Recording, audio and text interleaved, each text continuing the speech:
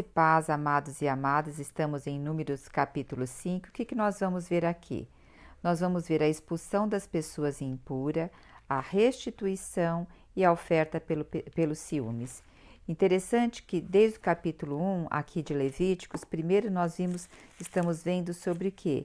O censo. Então pediu para se levantar um censo para ver os homens que estavam preparados para a guerra, homens acima de 20 anos, e foi feito o censo para todas as tribos. Depois nós vemos aqui o Senhor especificamente falando sobre o ministério especial dos levitas, da tribo dos levitas, e aí também fazendo um censo, primeiro de todos os homens também de Israel, a partir de 1 mês de idade, para saber, e também nós temos o censo específico dos levitas, para acima de 30 anos, para saber aqueles que estariam prontos para servir na casa do Senhor. E agora a gente entra aqui no capítulo 5, parece que muda totalmente o assunto, né? Mas aqui agora o Senhor está falando diretamente sobre o que? A parte de pureza e impureza do povo, para que o Senhor continuasse habitando ali. Havia o que? Um manual de vida. E nós vimos em Levítico capítulo 13, fala só sobre os procedimentos quanto à lepra. O capítulo 13 de Levítico, são 59 versículos. Depois o capítulo 14 também continua falando de lepra, com mais 57 versículos. Depois vai falar sobre impurezas masculinas e femininas, o capítulo 15. Então nós temos em Levítico 3 capítulos falando sobre essa impureza do povo. Eu quero deixar claro que aqui nós vemos muito como doença, mas aqui no contexto tem um aspecto dessa doença ser contagiosa, porque ela tem referência ao pecado. Aqui em Levíticos em Número 5 nós vamos ter o versículo 1 ao versículo 4 falando sobre a expulsão das pessoas impuras. Mas são pouquíssimos versículos aqui, 4, mas lá em Levítico 13, 14, 15, nós vimos que está especificadíssimo. Então, antes de se constatar que era lepra mesmo, havia um ritual para ver se era lepra, depois ficava afastado, depois era avaliado novamente, até a casa era avaliada. Também sobre oferecer um sacrifício quanto a isso, mesmo se depois não fosse a doença, a lepra. Então, existe um manual de vida, um manual de conduta para todos esses 4 versículos. E o que esses 4 versículos faz uma síntese aqui? Então diz assim: ordena aos filhos de Israel que excluam do acampamento todos que têm alguma doença contagiosa de pele, como a lepra, todos os que têm corrimentos nos órgãos genitais e todos os que estão impuros por terem tocado em algum morto. Homem e mulher os afastarei e os colocareis fora do acampamento. Assim os filhos de Israel não contaminarão seu acampamento no meio do qual eu habito. Aqui tem a grande chave. O Senhor não quer que o pecado se alastre. O Senhor não quer que essa doença contagiosa se alastre para o acampamento, para que outros recebam esse contágio. Por quê? Porque o Senhor habita ali no meio. Se contaminar, o Senhor não pode habitar. Então, essa pessoa deveria ser colocada fora do acampamento. E os filhos de Israel cumpriram tudo exatamente o que o Senhor havia ordenado. Sabe, nós vivemos numa geração que tudo a gente justifica, dá desculpa, e muitas coisas que são pecados a gente também chama de doenças. Fulano tem o vício disso, então é uma doença tal. Ele tem aquilo, é uma doença tal. Nós descaracterizamos aquilo que também é impuro para o nosso corpo. E hoje, então, eu não quero citar as coisas, mas tem várias coisas hoje que são faladas que são doenças, mas são o quê? Doenças da alma, e isso porque se afastaram da presença de Deus, estão em impurezas. E o Senhor nos alerta, então, para que nós tomamos cuidado. Nós sabemos que quando somente mulher, A gente sabe quando a gente tem uma laranja, um tomate podre no meio dos outros bons, o que a gente faz? A gente tira aquela fruta ou aquele legume que está o quê? Apodrecendo, porque a gente sabe que ele vai ter a capacidade de apodrecer todos os outros. E a própria palavra do Senhor diz, né? Foge outro sim das paixões da mocidade. Então, tudo aquilo que tem aspecto que possa corromper o nosso coração, nós devemos fugir. E também, aqui o Senhor está falando que a igreja hoje, ela tem que ter esse cuidado de não permitir que a impureza entre e permaneça na igreja, porque aqui o acampamento dos filhos de Israel nós podemos comparar também hoje tanto com a nossa vida individual, tanto a nossa família, quanto também com a vida da igreja. Então vamos manter-nos puros individualmente, puros dentro da família e puros também na igreja, para que nós possamos desfrutar de tudo aquilo que o Senhor tem para nós. Hoje, glória a Deus, nós estamos na era da graça e o Senhor Jesus pagou um preço para nos restituir, para nos levar de volta a Deus. Nós não estamos mais na época da lei. Então hoje o Senhor, quando a gente chega a Ele com o coração compungido e pede perdão, e perdão não é simplesmente se arrepender, pronto e acabou e amanhã eu vou lá e não estou nem aí se eu vou fazer outra vez ou não. Perdão é uma mudança, é uma metanoia, é uma conversão que a gente faz no nosso coração de ter um proceder diferente. Nós louvamos a Deus pela época da graça. Contudo, nós temos que manter o nosso coração sensível, uma consciência sensível para perceber aonde nossos passos estão indo e nos voltar rapidamente ao Senhor, para não permitir que um pouquinho de lepra no nosso coração, ele vai o quê? Crescendo. Um pouco de mofo em nosso coração vai se alastrando. Todos nós percebemos que temos um pouco de lepra, mas assim que o Senhor coloque luz em nós, vamos diante do Senhor e vamos tratar isso perante o Senhor.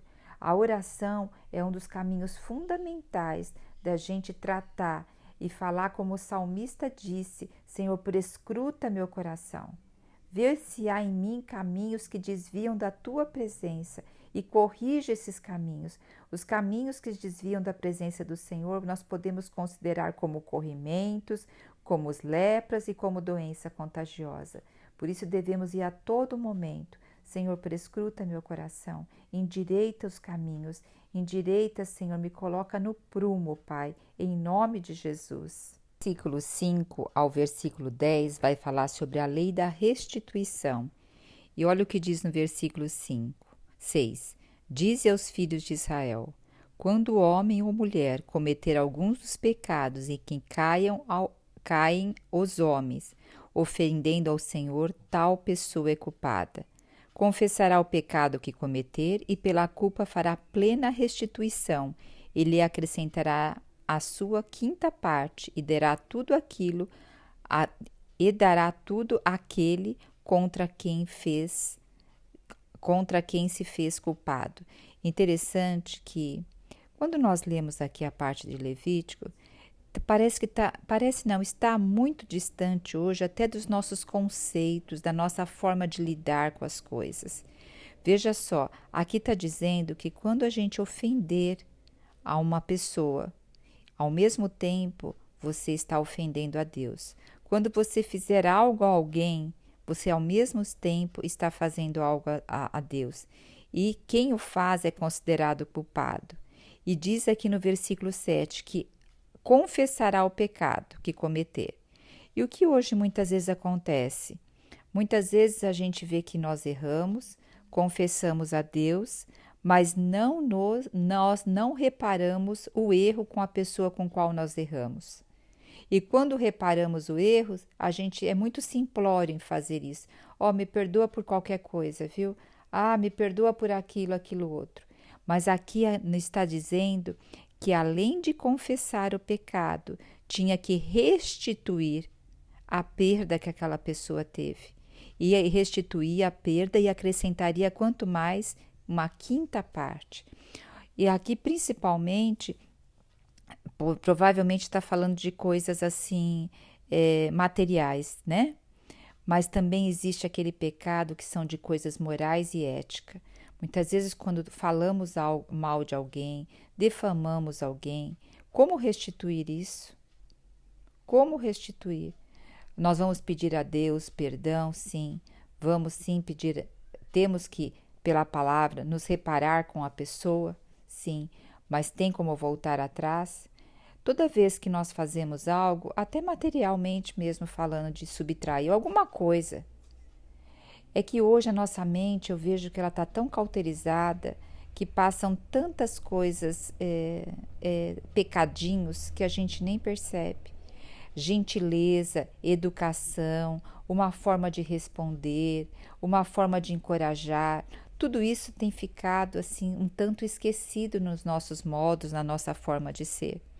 E pelo contrário, o julgamento, a observação que nós fazemos em cima das pessoas cada vez está mais acentuados. E isso é uma forma também, ao meu ver, na minha consciência, de pecar. Que o Senhor possa, assim, restaurar a nossa consciência, né? E diz aqui, olha, que fará plena restituição e, além disso, vai acrescentar uma quinta parte e dará tudo aquele contra quem se fez culpado. Olha só como o Senhor trata aqui com o povo. Isso também, se não for tratado, vira uma lepra no meio do povo. O que é uma lepra? É algo que não foi tratado e foi deixado à lá vão ter até virar realmente uma doença contagiosa.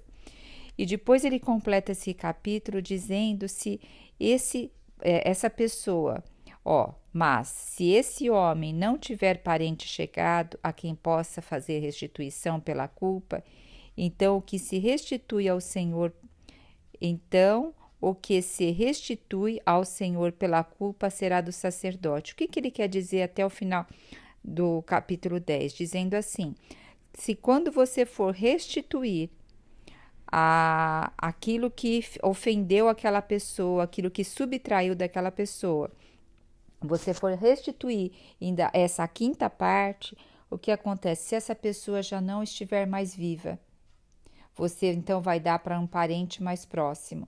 Vamos supor que toda a casa dela não exista mais. Aí essa oferta e essa restituição vai perante o sacerdote. Então a pessoa nunca ficaria ilesa de cumprir com a sua reparação. Se não tivesse um parente mais próximo, ela ia colocar na mão do sacerdote a restituição. Olha que compromisso, que responsabilidade. E dessa forma as pessoas iam pensar duas vezes antes de fazer algo. Que o Senhor restitui em nós uma consciência sensível e uma consciência limpa. Eu sei que hoje a correnteza do mundo é totalmente contrária, né? As ofensas ainda se aumentaram demais, a não obediência à autoridade. Mesmo se eu não concordo com a autoridade, eu devo saber que toda autoridade foi instituída e permitida por Deus, orar por elas, mas hoje assim não existe mais autoridade e submissão. Então que o Senhor possa guardar nosso coração de todas essas coisas, porque isso contamina o nosso corpo, contamina a nossa família e contamina a igreja.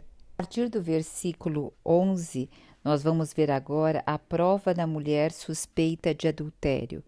É uma outra parte aqui desse capítulo bem complexo para os dias de hoje, né?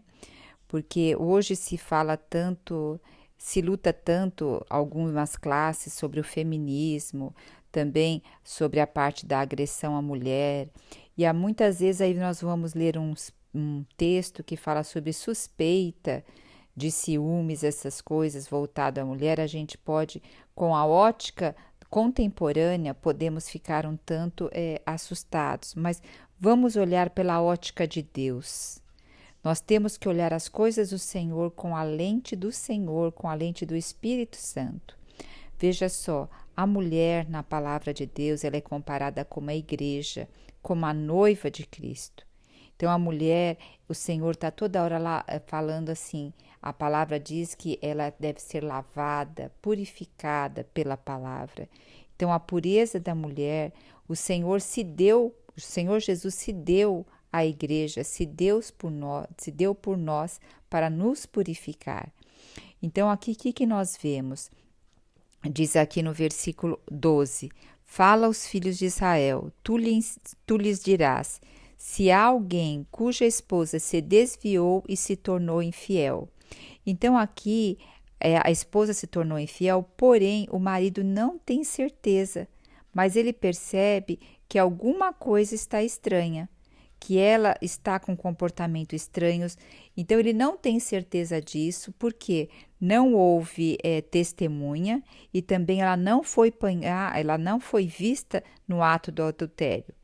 Então, mas se o marido tiver essa desconfiança, ele vai levar a esposa perante o sacerdote. Ele vai conduzir a esposa perante o sacerdote e olha o que diz o versículo 16, e o sacerdote trará a mulher e a colocará diante de Yahvé. Então, o marido conduz a esposa até o sacerdote vai conduzir ela até Yahvé. E aí vai haver um ritual para isso. Então, o que vai haver? Será pego água e colocada num vaso de barro. Essa água provavelmente era da bacia de bronze. Ia pegar o pó do chão do tabernáculo, ia espargir sobre a água, e ali a mulher também ia soltar o cabelo, e aí ia ser feito um ritual e a mulher ia beber dessa água. Se essa água viesse a causar inchaço em seu ventre e inchaço em suas pernas, e aqui diz assim, que numa tradução a King James diz o seguinte, e que teu sexo murche. O que significa isso? Que aqui no versículo, quer ver? No versículo 30 diz assim, não é o versículo 30, deixa eu ver aqui. Versículo 28 diz assim, ficará livre do castigo e será capaz de gerar filhos. O que significa? Que se inchar o ventre e murchar o sexo, essa mulher não geraria mais filhos. E isso seria como que uma maldição para ela. Seria assim uma vergonha, porque a mulher que não gerasse filhos era tido como vergonhoso e maldição. Então, se ela bebesse dessa água e ela viesse, talvez até poderia entrar numa menopausa, uma provável menopausa, ou não viesse a gerar filhos, então ela seria declarada culpada e isso seria para maldição e vergonha dela. Veja, nós temos um Deus zeloso. A Bíblia fala, a palavra de Deus nos diz que o Senhor zela por nós, o Senhor tem ciúmes por nós, o Senhor nos comprou pelo próprio sangue dele. Então, hoje, o Senhor também quer o quê? Que nós sejamos fiéis a Ele. E assim, sendo fiéis, nós vamos dar muitos frutos. Nós vamos gerar, multiplicar e dar frutos. Jesus é o nosso Senhor.